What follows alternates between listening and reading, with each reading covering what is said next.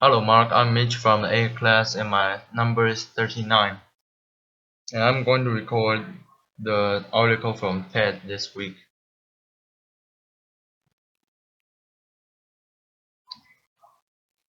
Bill Gates, the next outbreak, we're not ready. 1 MView, April 2015. When I was a kid, the disaster we worried about most was a nuclear war. That's why we had a barrel like this down in our basement filled with cans of food and water. When the nuclear attack came, we were supposed to go downstairs, hunker down and eat out of the barrel. Today, the greatest risk of global catastrophe doesn't look like this. Instead, it looks like this. If anything kills over 10 million people in the next few decades, it's most likely to be a high infectious versus rate rather than a world. Not missiles, but microbes. Now, part of the reason for this is that we've invested a huge amount in a nuclear deterrent, but we've actually invested very little in a system to stop an epidemic. We're not ready for the next epidemic. Let's look at Ebola. I'm sure all of you read about it in the newspaper. Lots of tough challenges. I followed it carefully through the case analysis tools we use to track polio eradication. And as you look at what went on, the problem wasn't that there was a system that didn't work well enough.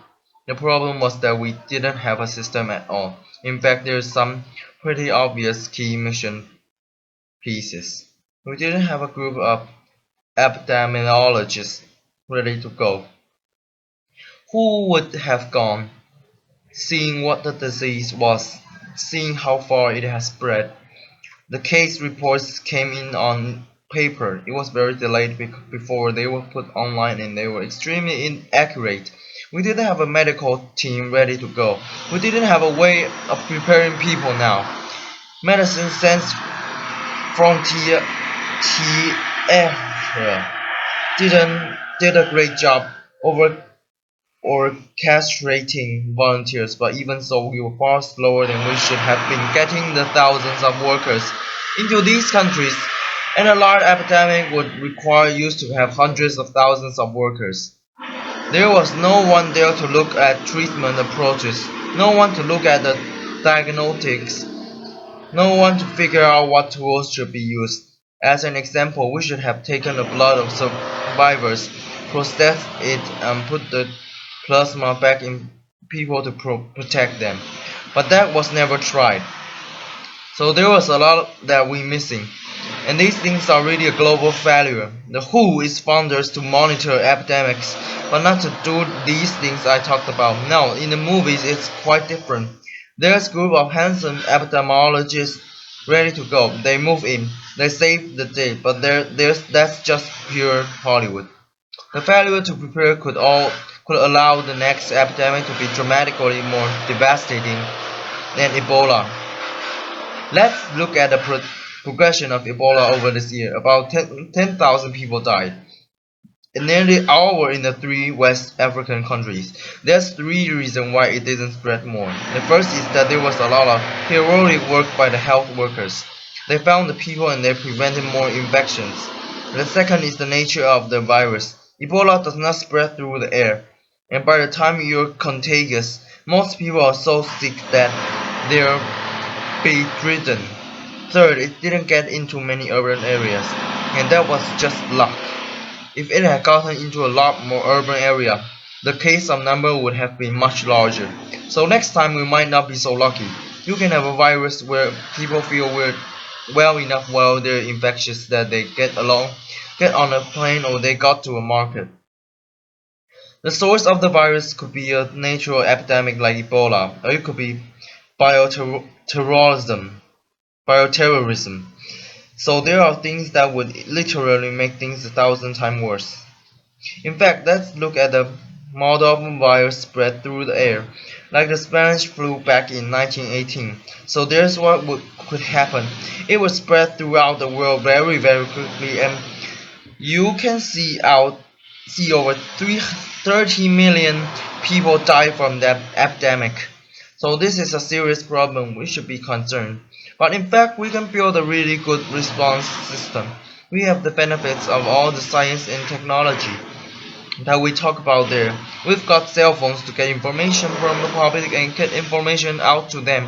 We have satellites map where we can see where people are and where they're moving. We have the advance in biology that could dramatically change the turnaround time to look at a pathogen and be able to make drugs and vaccines that fit to that pathogen. So we can have tools, but those tools need to be put into an overall global health system, and we need preparedness. The best lesson I think to how to get prepared are again what we do for war. For soldiers, we have full time waiting to go. We have reserve that can scale us up to large numbers. NATO has a mobile until that can deploy very rapidly. NATO does a lot of war games to check. Are people well trained? Do they understand about food and logistics and the same radio frequencies? So they are absolutely ready to go. So those are the kinds of things we need to deal with an epidemic. What are the key pieces? First, we need strong health system in poor countries. That's where a mother can give birth safely. Kids can all get their vaccines. But also, where we'll see the outbreak very early on. We need a medical reserve corps, lots of people who've got the training and background who are ready to go with the expertise, and then we need to pair those medical people with the military, taking advantage of the military ability to move fast, do logics and secure areas. We need to do simulations, germs games, not war games, so that we see where the holes are. The last time a germs game was done in the United States was back in 2001, and it didn't go so well. So far the score is germs 1 people 0 final. We need a lot of 1 germs 1 people 0. Finally, we need lots of advantage R&D in areas of vaccines and diagnostics. There are some big breakthroughs like the adeno-associated virus that could work very quickly. Now I don't have an exact budget for what this would cost, but I'm quite sure it's very modest compared to the potential harm. The World Bank estimates that if we have a worldwide flu epidemic, global wealth will go down by over $3 trillion, and we have millions and millions of deaths. These investments offer significant benefit beyond just being ready for the epidemic. The primary healthcare, the R&D, those things would reduce global health equality and make the world more just as well as more safe. So think of this.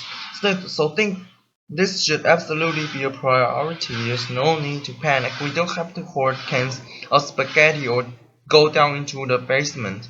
But we need to get going because time is not on our side. In fact, if there's one positive thing that can come out of the Ebola epidemic, it's that it can serve as an early warning or wake-up call to get ready. If we start now, we can be ready for the next epidemic.